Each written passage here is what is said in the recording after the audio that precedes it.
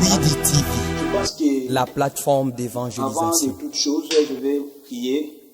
Nous sommes dans une émission chrétienne. Peut-être que vous êtes vraiment ébélé. Vous avez mais tout semble. Éternel notre Dieu, le Dieu qui a créé les cieux et la terre, le Dieu de tout l'univers, n'a péché, merci pour un moment favorable à accorder sur la présence de Dieu. Seigneur, sois avec nous afin que ton esprit est converti banana yo ba oba basalaki na mabe bazonga na malamu ba oba bunga ki bazonga na nzela. Seigneur, sois avec nous au nom de Jésus-Christ de Nazareth, comme j'ai ainsi prié. Place aux alliés loba makas, amen.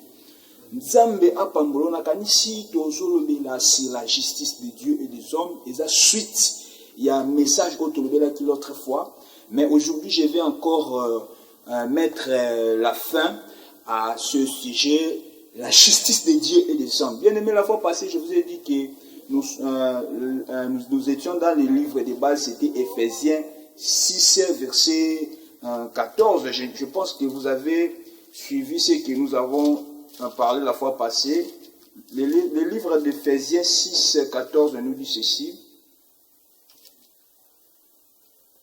Tenez donc ferme et à vos pieds et à vos reins la vérité pour sentir, revêtez la cuirasse de la justice. Je pense que je vous ai parlé sur la justice, vous comprenez, maintenant je vais continuer. Bien aimé, nous avons dit que justice, tous ceux qui ont le rôle la cuirasse, et ça parmi les armes où un soldat qui nous a combundé là. Mais qu'est-ce que toi tu as entre tes mains? Nini oyo zanango, oyo sala ete, obunda bitumba, oyo tozo bunde tanke ba soldat kat na Yesu. Parce que kobo sanate ende na loba toujours toza ba soldat, to bunda bitumba, toza na ba army onzamba pesi biso toza na yango. Parmi ba army wana to lobela ki justice. Moto azo vivre na justice t'es jamais à komona nzambe. Moto azo vivre na justice t'es jamais à hériter royaume des cieux. Bien aimé, je fais que o cultiver justice kat na yo, justice o kokomisa yo molongi ya solo, justice oyo kosala etolonga bitumba eza pamba arme sokoza nango okolonga nakanisi eza important mingi na kati ya justice tolobelaki boye toza na justice de Dieu et la justice des hommes. Maintenant na kati ya justice ya Nzambe, je vous ai dit la fois passée totangaki livre des Corinthiens oyo makomi na Nzambe ebisa biso na livre des Corinthiens 10:5 ebisi biso boye et ebisi biso tokotanga ngo rapide livre des Corinthiens 10:5 makomi na Nzambe elobi boye. Livre des Corinthiens 5:10. Car, est-ce que quand même livre des Corinthiens 5:10, car il nous faut tous comparaître devant le tribunal de Christ afin que chacun reçoive selon le bien ou le mal qu'il aura fait état dans son corps. O ezali justice Nzambe. Bisoni surtout to kotelema na tribunal ya Christ. Moto na moto akozwa récompense par rapport ya makambo o asalaki ya mabe to pe ya malamu. Soko salaki malamu na moki bien aimé, bolam na yo kolanda yo. Parce que il y aura le jugement. Jugement, on a babi to na tribunal de Christ. Christ yende akozala magistrat suprême. Yende akote le mawana pona ko sambisa moto nyonso tu. Na makambu ozo sala ya mabetu ya malamu. Quelque soit ni ozo sala. Yebaka Christ akozala wana étant que magistrat suprême okosamba. Soki osala malamu bien aimé, okozwa récompense à malamu. Soki ozo sala mabe, okozwa récompense à mabe. À quoi te sert bon? Ya ko gagner ozo gagner na mafia. À quoi te sert bon? Ya ko gagner ozo gagner na magouille, na lukuta. Pendant que webi ke ozo gagner wana, ezo faire perdre âme non un jour. Bien aimé, Yesu bête na porte à motema na yo. Jésus frappe à la porte de ton cœur. Ton cœur peut présenter ton âme. Bien aimé, Yesu bête na âme, Yesu ça pour ça gagner âme na yo. Tika o gagner na masumu, tika o gagner na kimoyibi, tika o gagner na lukuta, tika o gagner na kindumba. Parce qu'un jour au téléma devant Yesu, o kozwa récompense na makambo ozo sala wana, na kindumba wana, na lukuta wana, na mabe wana, na justice en Nzambe. Bien aimé, o kozwa récompense na yo. Yo kasi Nzambe omona yo te, rien est le kaka eloko moko te échappera devant lui. Tout est au contrôle de Dieu. Dieu est au contrôle de tout. Eloko moko te za échappé devant Nzambe. Bien aimé, bongo la motema. Et place aux alliés renonce à tes péchés. Bien aimé, dans le livre ya Matthieu 16:24. Celui où aligné à l'anda Yesu, il doit se renoncer. Tu dois te renoncer na masumu no wana.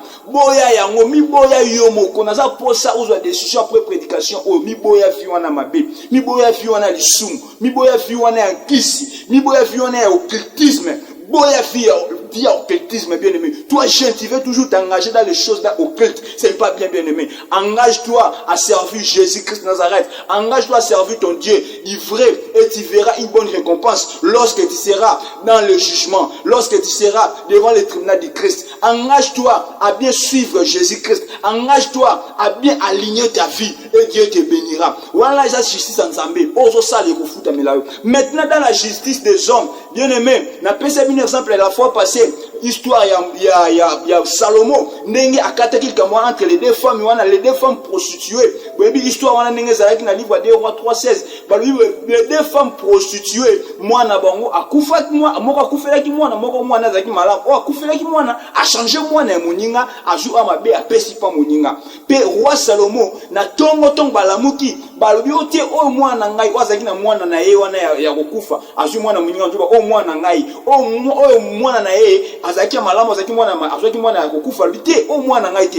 Bien mais ça qui débat bakende pas roi Salomon to bakende pas roi Salomon le roi akataki makamala moi zaki justice des hommes na kata tribunal la batu roi akati makamala c'est pas na soni moi na bande ko symboliser vie parce que na chaque mois neza na ADN ya ba parents na ADN za kaka symbole ya vie ozo porter ADN moko ya bunzambe kati na yo eloko nyosho mabe o diable alingacha kati na yiba ADN yiba semence nzambe kati na bien aimé belela Yesu ba bakende pas roi Salomon ngana ko yebiso kende pas roi de roi le roi de roi c'est Jésus. Ce qui n'est pas Yesu Masia, quel que soit état, quel que soit les camps, bien aimé, ce qui n'est pas Yesu, Yesu akata makambo malam. Ce que tout le monde a dit, roi Salomon, akata makambo malam, sagesse c'est ça là. Bon, moi, il n'est pas Yesu, Yesu akata les camps.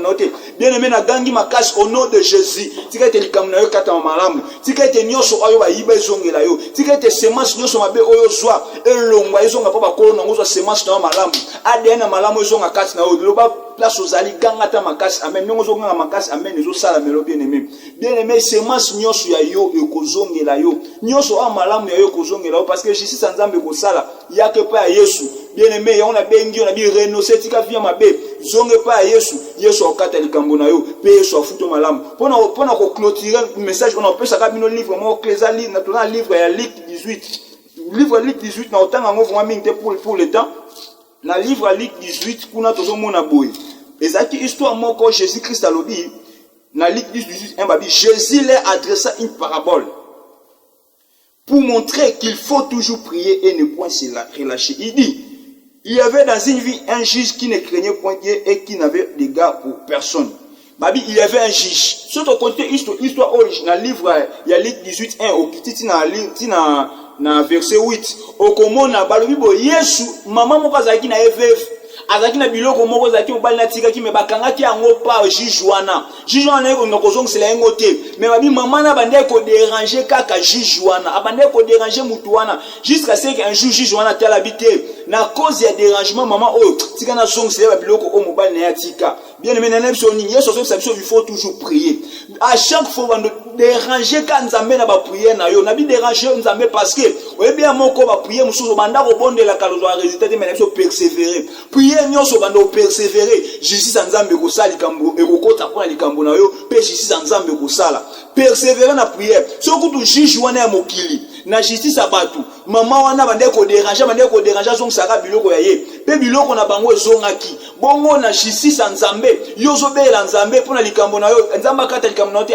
bien aimé nzamba akata likambo na yo continue ko persévérer na prière na biso na kata prière tozana 4 étapes à prière na souffler pe kaka na moi point na 4 étapes à prière tozana prière ya auto benga ya intercession ba supplication tozana prière deuxième étape tozana prière ya action de grâce tozana prière à combat prière prophétique na 4 sortes de prière on a bien aimé continue ko prier continue ko bela nzambe au monde nzamba okata likambo malamu pe nzamba koyoka yo na parmi les prières action de grâce na invité pe vitement tozana prière moko ya action de grâce dit que tout l'examen moment ya confinement taka oza ba message to sali durant tout moment ya confinement mais na invité yaka na clique na tout ça na samedi au les 15 na 6h à 7h30 pe dimanche le 16 de 8h30 à 11h juste na église cité de vainqueurs on gagne nazo kamba les visionnaires passer à Ira Capella nazo kamba yaka na invité yo yaka kozanga te na clique ya action de grâce parmi ba genre ba prière to ko rendre pe grâce et pas nzambe parce que to bi prière ça peut parmi les éléments oyo et ça a été justice nzambe et ganga likolo ya bomo na biso parce que que ozana droit ya kobika justice nzambe soko ndimi oloba makasi amen ozana droit nyonso oyo yoba yiba nyonso oyo ba changer ezongelo soko ndimi oloba makasi amen ozana droit obika semence bunzambe semence nyonso kindoki semence nyonso mabe ba chakat na yolongwa ozana droit kobika semence bunzambe soko ndimi oloba makasi susu amen bien maintenant ozoloba amen na ndako na kombo ya nzambo na osela Jésus Christ Nazareth akozongisa nyonso oyo ba yiba yaka na prière ya action de grâce tozana ngo samedi na 6h30 6h juste plutôt to aussi ça soit au plus tard 7h15 ou 7h20 les prières matinale et action de grâce samedi le 15 au bazo démarrer ba clip na biso yaka na venue Zamba numéro 14 ça site na biso ya prière et évangélisation yaka na Zamba numéro 14 on a site au kozwa biso à partir de 6h juste et puis 7h30 aussi ça wana pour na samedi dimanche yaka na venue Peine place église des Zalaka kuneza clip ya biso nyonso to kosangana moment ya 8h30 à 11h tokokumisa nzambe tokocélébrer nzambe kozanga te bien aimé na kasi koza important mingi